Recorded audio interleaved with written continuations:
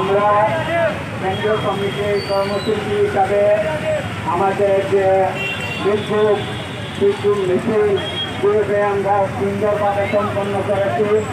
এই বিক্ষোভে এটাই প্রমাণিত হয়েছে সিলেটের মাটি বিএনপির মাটি। প্রিয় দর্শক, বাংলা ভিউর সরাসরি সম্প্রচারে আমরা এই মুহূর্তে যুক্ত হয়েছি সিলেট কেন্দ্রীয় শহীদ মিনারের সামনে থেকে আমরা যুক্ত হয়েছি এবং আপনাদেরকে আগের সংবাদে আমরা যেমনটি বলছিলাম সিলেট মহানগর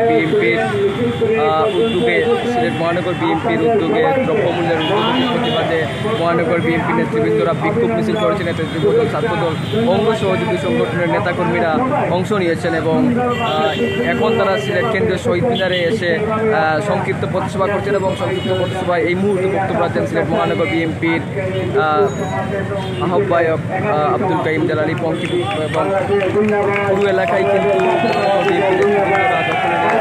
জিন্দাবাদ, তারেক রহমান জিন্দাবাদ, শহীদ রাষ্ট্রপতি অমর হোক। আল্লাহ হাফেজ।